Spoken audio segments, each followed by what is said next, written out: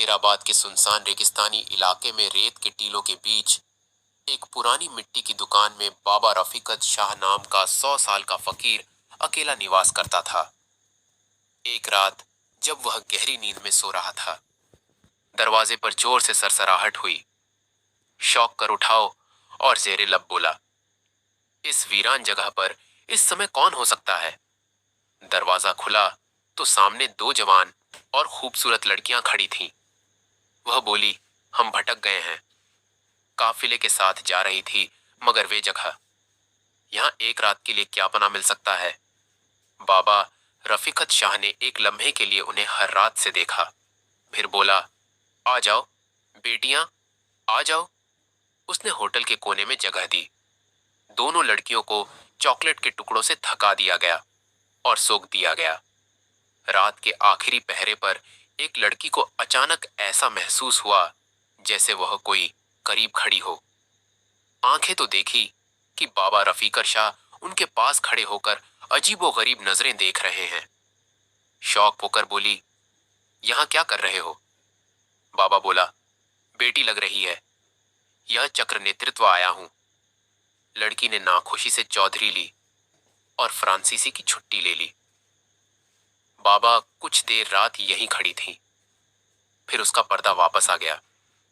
सुबह जब लड़कियां जाने लगी तो बाबा ने छोड़ दिया, दोनों तुम जवान हो, रात का वक्त मुनासिब नहीं, एक दिन और रुक जाओ, कल मैं कागजात का सामान कर सकता हूं। लड़कियों ने सबसे पहले किया कमाल, मगर जब बाबा ने जिद की तो कुछ सोचकर मान गई।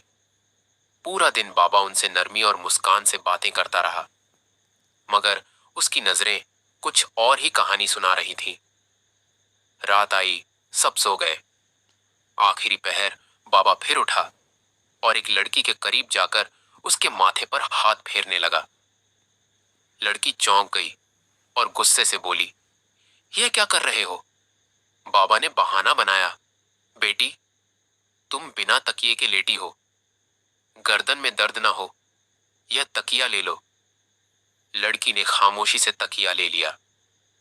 बाबा वापस जाकर लेट गया, मगर दिल में सोचता रहा, यह मेरा आखिरी मौका था, मगर हाथ से निकल गया।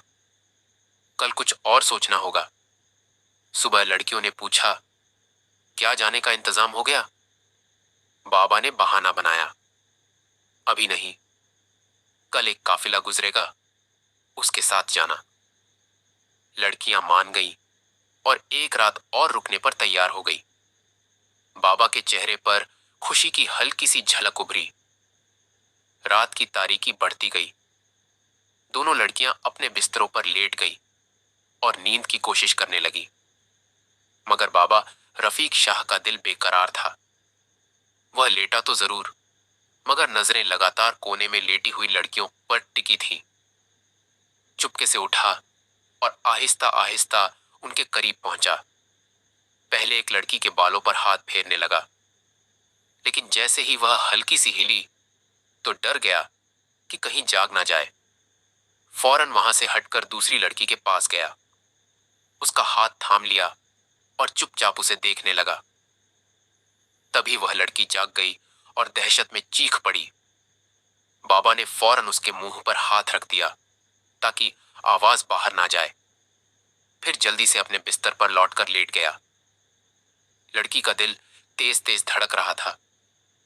वो सोचती रही कि आखिर वो मेरे पास क्यों आया था। किसी तरह रात कट गई।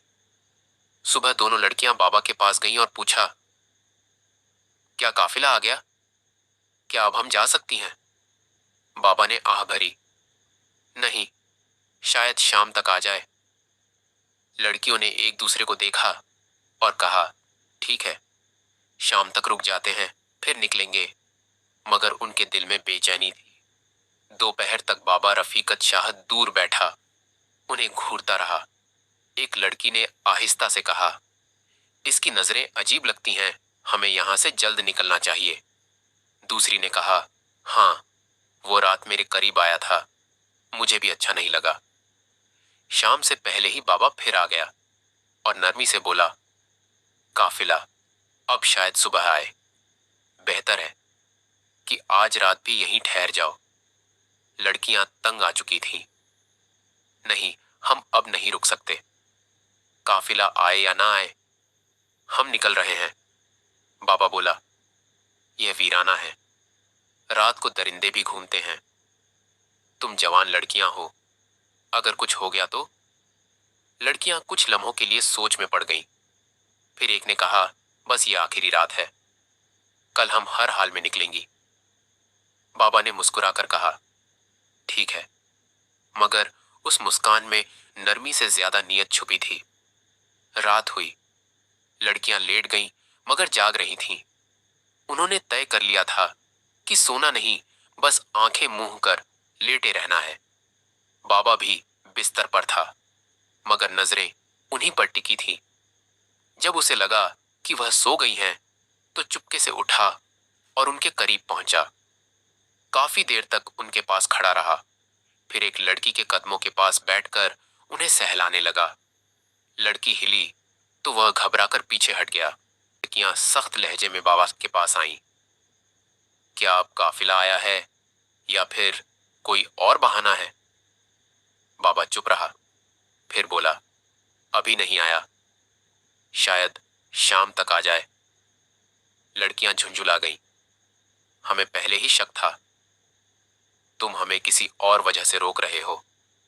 अब हम नहीं रुकेंगे। वह बाहर निकलने लगी तो बाबा उनके रास्ते में आ खड़ा हुआ। तुम यहां से नहीं जा सकती, रास्ता छोड़ो वरना हम चीखेंगी। बाबा की आवाज अब भी नरम थी, मगर अंदाज बदल चुका था। तुम्हारी आवाज यहां सुनने वाला कोई नहीं है। लड़कियों ने गुस्से से कहा, तुम हमारे बाप की उम्र के हो, कोई तो शर्म करो। बाबा बोला, जो तुम्हें नजर आ रहा है वही सच नहीं। जिसकी तलाश में तुम बसरा जा रही हो सकता है वह यही हो। यह सुनकर लड़कियां चौंक गईं। तुम्हें कैसे पता कि हम किसी को ढूंढ रही हैं? बाबा ने कहा, अभी सब कुछ नहीं बता सकता, लेकिन अगर तुम आज की रात यहीं ठहर जाओ तो कल सब पता चल जाएगा और शायद तुम्हें बसरा जाने की भी जरूरत ना पड़े। लड़कियां उलझन में थीं। वह सोचने लगी, यह सब कुछ जानता कैसे है? मगर डर और बेतामादी उनके चेहरों पर साफ थी। धक्का देकर वह झोपड़ी से निकल गई। बाबा पीछे पीछे आया। हांफता हुआ बोला, अगर तुम चली गई तो सब बर्बाद हो जाएगा। काफी दूर जाकर लड़कियां थक गई और एक जगह बैठ गई। अचानक बाबा फिर पहुंच गया। सांसें तेज थीं, मगर आवाज धीमी। बस एक आखिरी बार कह रहा हूं, अगर तुम आज रात मेरे साथ इस झोपड़ी में रुक गई तो तुम्हें बसरा जाने की जरूरत नहीं पड़ेगी। लड़कियों ने सख्त लहजे में पूछा, सीधी बात क्यों नहीं करते? बाबा ने गहरी सांस ली और कहा, मैं जानता हूं तुम अपने शहर को ढूंढ रही हो। यह सुनकर दोनों साखित हो गईं। हाँ, हम अपने शहर को तलाश कर रही हैं। पर तुम्हें कैसे पता चला? बाबा ने संजीदगी से कहा, मुझे सब पता है, मगर शर्त यह है कि तुम आज की रात यहीं रहो, तभी मैं सब बता सकता हूं। लड़कियां हैरान थीं, डरी हुई भी और शक में भी। कुछ देर बाद एक ने कहा, ठीक है, बस यह आखिरी रात है। इसके बाद अगर कुछ हुआ तो हम कुछ नहीं सुनेंगे। बाबा के चेहरे पर अब एक अजीब सी खुशी थी, जैसे कोई ख्वाब पूरा होने वाला हो। वो वापस झोपड़ी की तरफ चल पड़ा। लड़कियां आगे आगे, बाबा पीछे। उसकी चाल में अब कोई जल्दी ना थी, मगर नजरें अब भी पुरानी नियत से भरी थीं। रात हुई। लड़कियां चौकस थीं।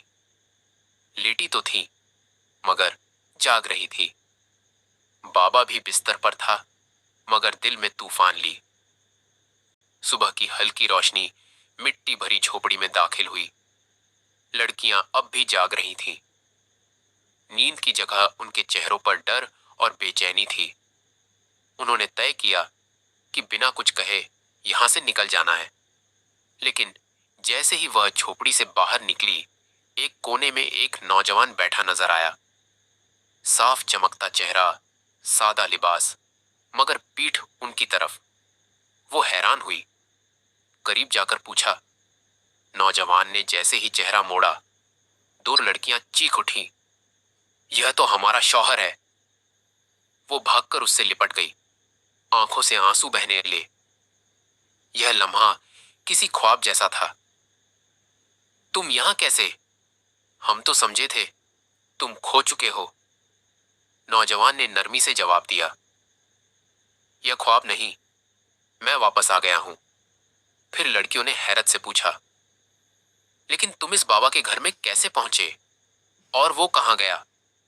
नौजवान ने कहा, पहले उसे ढूंढ लो। उन्होंने झोपड़ी छान मारी, मगर बाबा रफीका शाह कहीं ना था, जैसे हवा में गायब हो गया हो। नौजवान ने गहरी सांस ली और कहा, अब वक्त आ गया है कि तुम सब जान लो। वो बोलने लगा, कई साल पहले एक दिन मैं बाजार जा रहा था। रास्ते में एक बूढ़ा आदमी और एक खूबसूरत लड़की मिली। मैंने मजाक में कहा, तुम इस बूढ़े से क्यों शादी की? तुम तो किसी जवान के साथ होनी चाहिए। बस वो लड़की कुछ बड़बड़ाई और एक लम्हे में मेरा चेहरा उस बूढ़े जैसा हो गया और उसका चेहरा मेरा। लड़कियां यह सुनकर सन्न रह गई। नौजवान ने कहा, यह मेरी सजा थी कि मैं एक फकीर की शक्ल में रहूं। लेकिन एक उम्मीद दी गई थी, अगर मेरी अपनी बीवी दिल से मुझे ढूंढती हुई इस वीराने तक पहुंचे और बिना मेरी असली पहचान जाने मेरे साथ कुछ वक्त गुजारे, तो यह सजा खत्म हो जाएगी। और हां, मैं खुद अपनी सच्चाई जाहिर नहीं कर सकता था। लड़कियों ने कांपती आवाज में पूछा, तो क्या तुम वही फकीर थे? नौजवान ने सर झुकाकर कहा, हां, मैं ही था। यह सुनकर दोनों लड़कियां जैसे पत्थर की हो गईं। फिर रोते हुए उसके गले लग गई। हमें माफ कर दो, हम तुम्हें पहचान ना सकी। नौजवान ने कहा, नहीं, कोई कसूर नहीं। दिल सच्चा था और इसी सच्चाई ने मेरी कैद तोड़ दी। फिर से मिलकर एक नई जिंदगी की शुरुआत की, ऐसी जिंदगी जिसमें अब कोई फासला ना था, ना कोई राज, ना शक सबक। मोहब्बत अगर सच्ची हो तो वह हर्षिश, वक्ता और फासले को पार करके वापस आती है।